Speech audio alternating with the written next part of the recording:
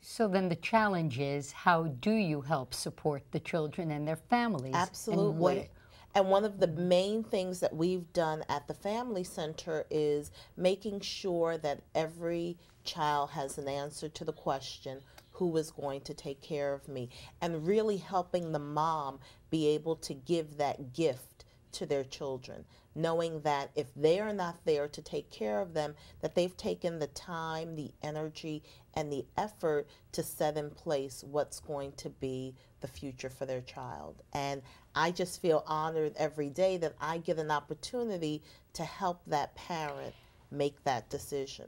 How are you able to meet the challenges? Are there enough programs out there to help you help these families meet these challenges? There's never enough programs because HIV is such a multifaceted illness that attaches to families in so many different ways. So you deal with the ill mom, but then you also have to deal with the children and their issues of, you know, what happened? What's going to happen to me? Who's going to take care of me? Am I going to get it? That's a fear. 30 years into the epidemic, you would not imagine the stigma that is still attached to HIV. It's amazing. It just boggles my mind every day when I see that. Well, given that, Susanna, why should people in this community be concerned about kids worldwide and even right here? Well, clearly our future depends on how much and how well we care for our children. I mean, that's a universal, national, local community issue. As far as caring about children far away in Africa, as most of us are concerned, there are those who say that with the numbers of orphans and children otherwise affected growing year by year, that there is a security issue, that those children who grow up without proper education, nourishment, etc., might one day become terrorists, become a threat to the whole world. That's one reason. Another reason is the moral issue. Desmond Tutu said, these children are all our children. And those of us who've been traveled around, it's true here, it's true in developing country. We should care about the children, and we can afford to care about the children. It doesn't cost that much to make a huge difference to the lives of children in great need. I want to talk a little bit about how we can get involved, but I'm going to put that aside for a moment. Dr. Jones, what role do you see women playing in addressing the status of AIDS orphans and the development of communities? I think women have a major role to play. One is in terms of their family values, community values, perspectives, and I think we underplay the role that women can play in this. I think women can be involved in civil society, getting to know more about the issues. And it's not only just AIDS, it's how you spoke earlier about the economics of AIDS, but how trade relates to AIDS. I mean, there's just so many pieces that one needs to know. Women can certainly be involved in terms of helping to monitor and evaluate situations so that governmental policies can be affected. They can be changed. We are not helpless in terms of addressing the issue. Women can also be involved in not only looking at the urban aspect of HIV/AIDS and other problems, but rural areas. And we forget about rural women, rural problems.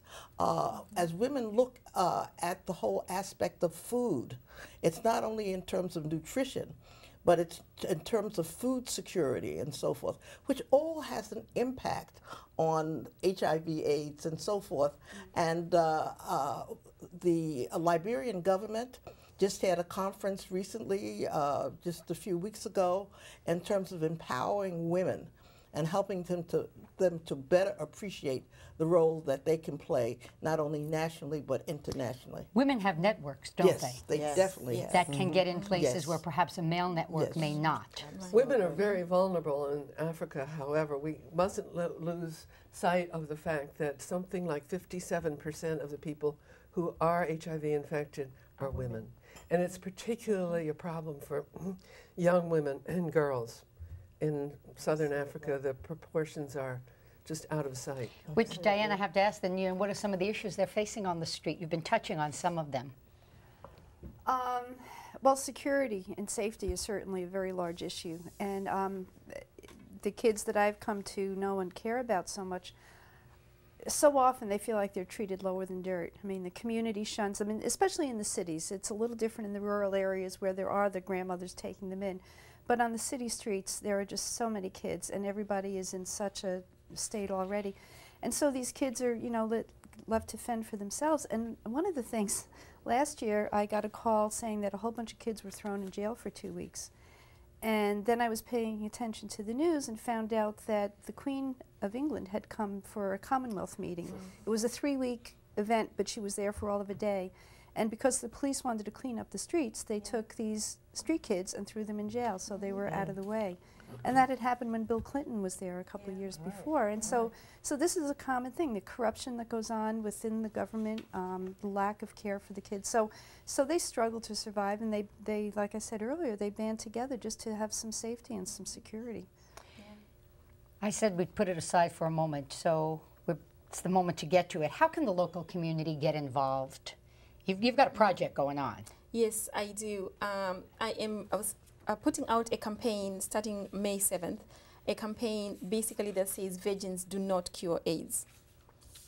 Again, going back to men believing that when they have sex with a virgin, they get cured of the virus.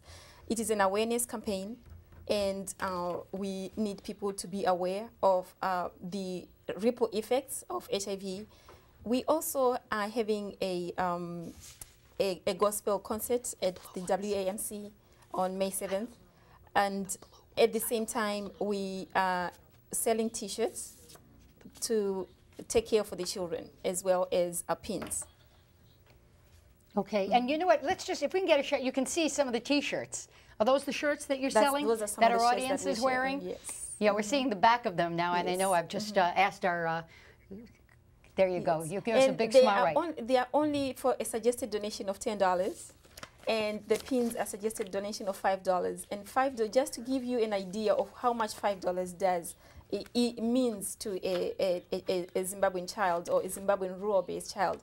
$5 is or rather $10 is enough to take care of a child to go to school. $10 a month is enough to take care of a child to go to school. And we'll be putting, and you can see, you just go to the Dangwa, www.dangwa.org, and you can get a hold of the buttons, you can get a hold of the T-shirts. Correct. And wear them proudly knowing that you're doing something for a Correct. small amount of money, something very, very Amen. big. You know, and I think about what it costs just to eat fast food nowadays. Right, yes. Exactly. Right? This is, give up a couple of coffees. Yeah. Exactly. It's a very small sacrifice for a worthy cause. Yeah. Now, in addition to the trauma of losing a parent, orphans are often subject to discrimination and are less likely to receive health care, education, and other needed services, as we've been discussing here. In HIV-affected households lacking community support, food consumption can drop by 40%, putting children at risk of hunger, malnutrition, and failure to grow. Impoverished and often without support for education and protection, children orphaned by HIV and AIDS are vulnerable, and they face an increased risk of HIV infection themselves. As you might suspect, orphans are often easy prey to many forms of exploitation, as you've been mentioning, including forced labor, prostitution, and child soldiering. Given this impact, what are some of the resources the global community has set aside to address the needs of the AIDS orphans?